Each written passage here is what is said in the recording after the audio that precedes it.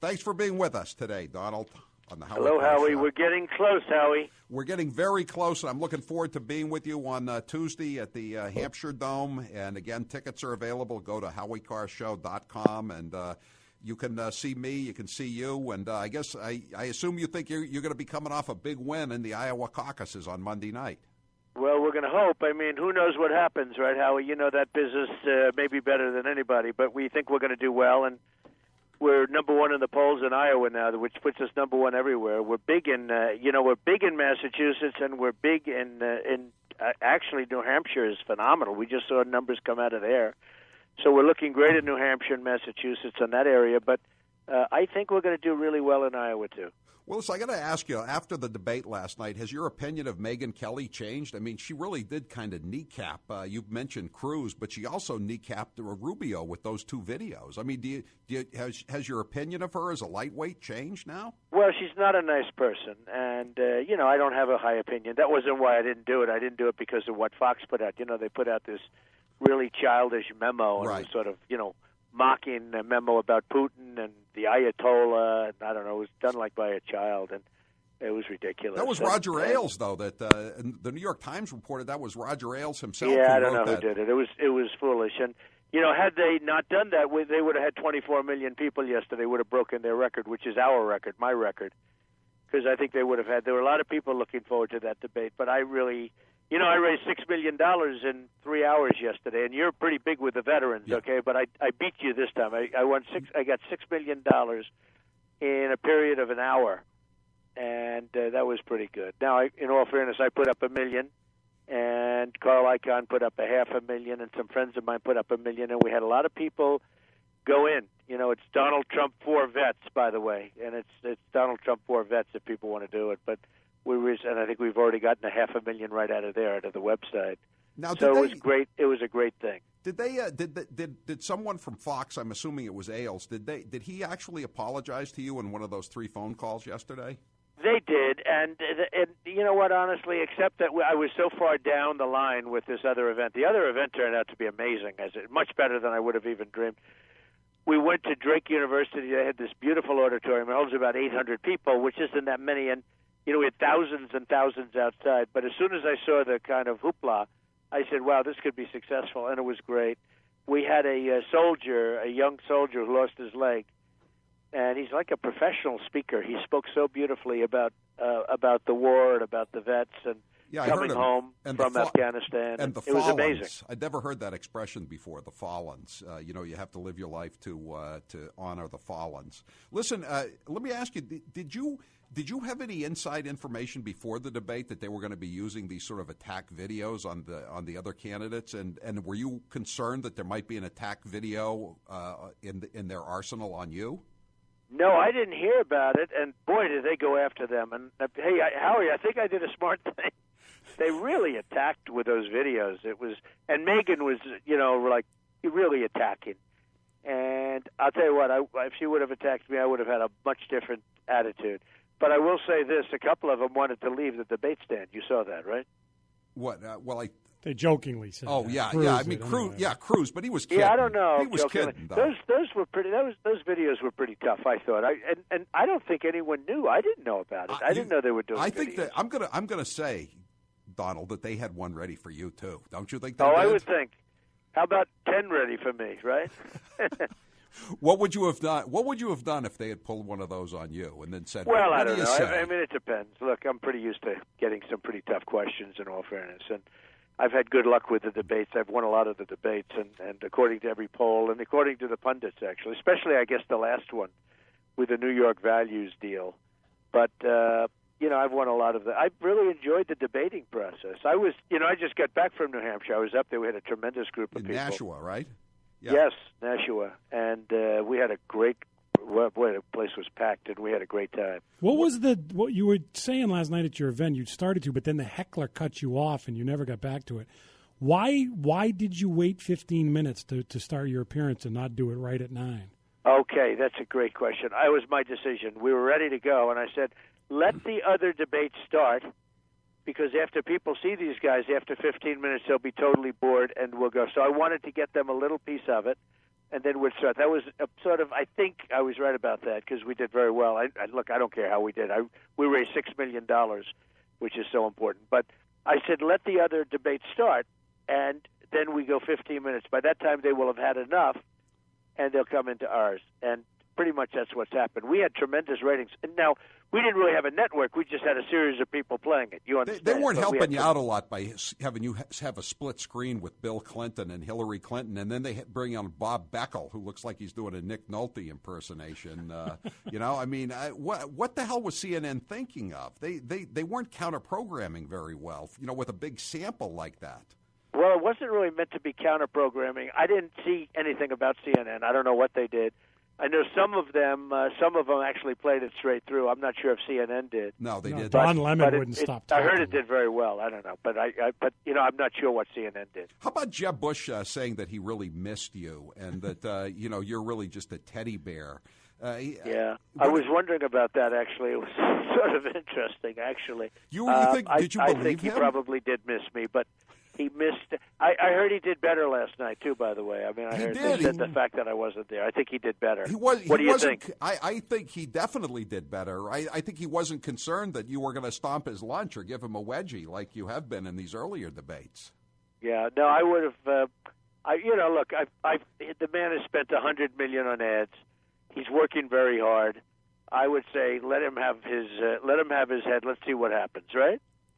Yeah, no, I guess this was his best night. There's no doubt about it. Listen, the other day, Joe Scarborough was with Hugh Hewitt, and he did not reject the idea of serving as your vice president. Is Joe Scarborough from Morning Joe on the list? I thought I could have sworn I saw him down at Mar-a-Lago when I was down there. Well, I'll tell you, he's a great guy, and he has a great show like you do, and I do like his show in the morning, and we have a lot of fun, but.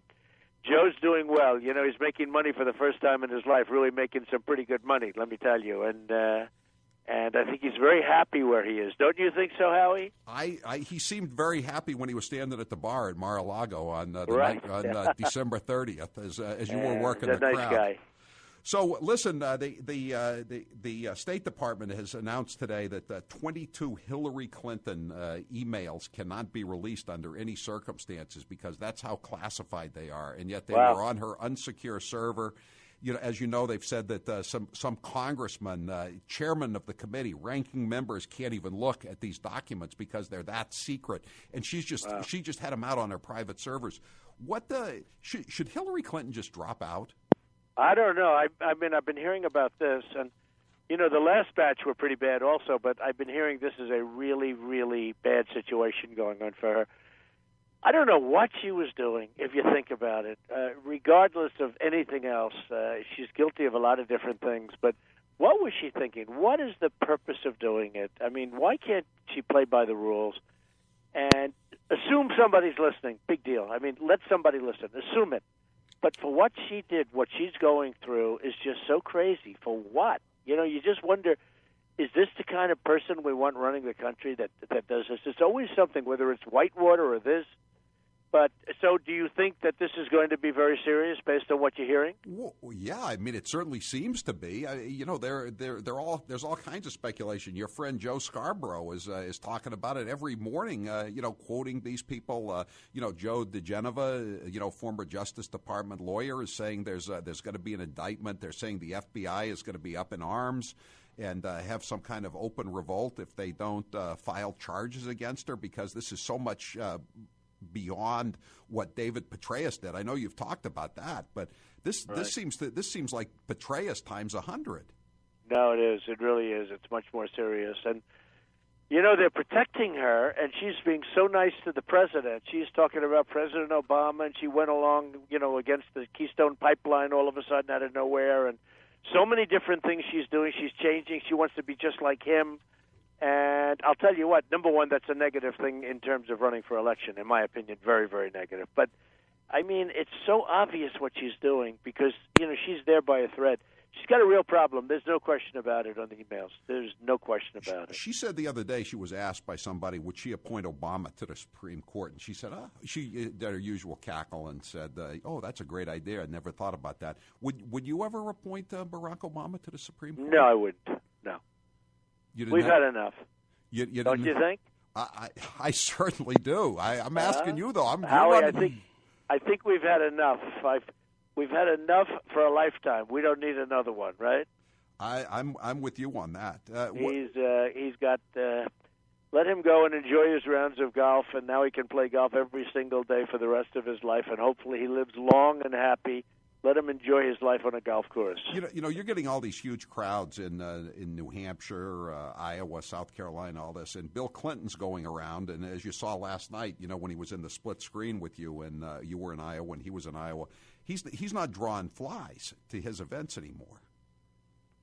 Well, I'm getting tremendous crowds. You saw in Lowell, Mass, where we had, we sent away 7,000 people and we filled up that massive arena.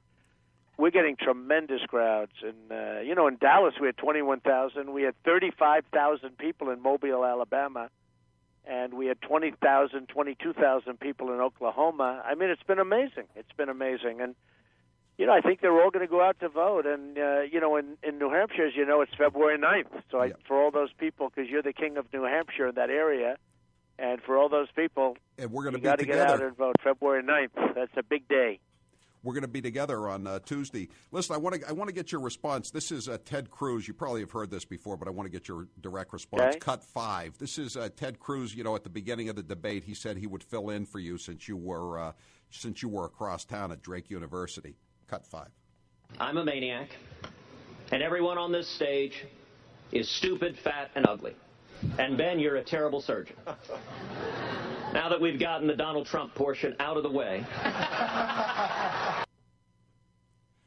Your reaction to that? Well, he's having a little fun. I never said that about Ben, number one. I think I might have called him a maniac because, he is he's a guy that nobody likes, Howie. It's amazing. Nobody likes him. He doesn't have one senator. He's a senator, and he doesn't have one senator supporting him, endorsing him.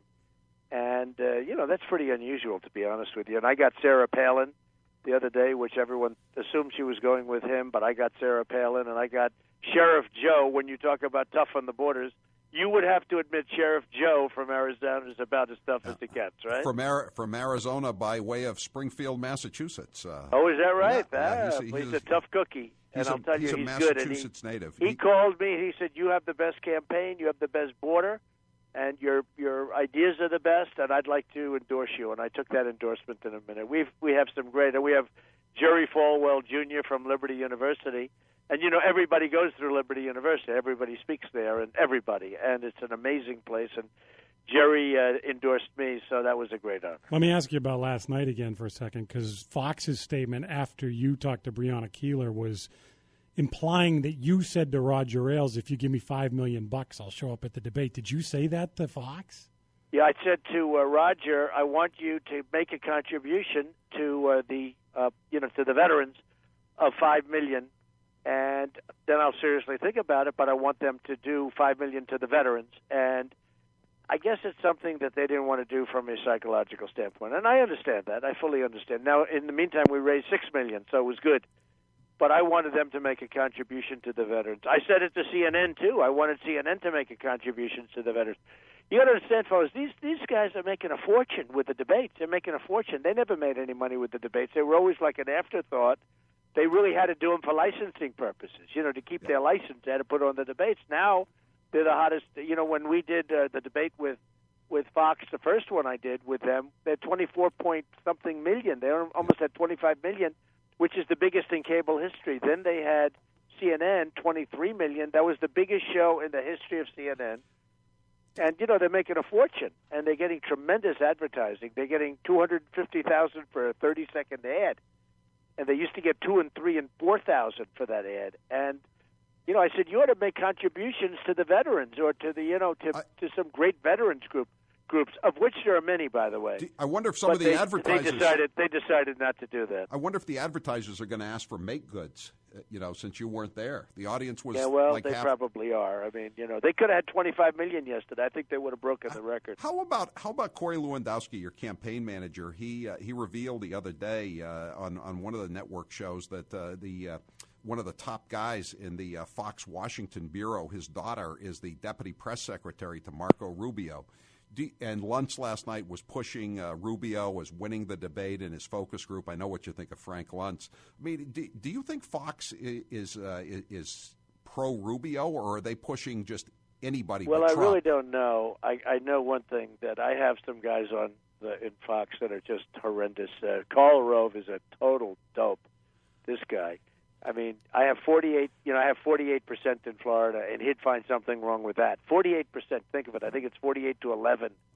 And this guy is terrible. And you have Steve Hayes, and you have these people there. George Will is a disaster, and Krauthammer is a disaster.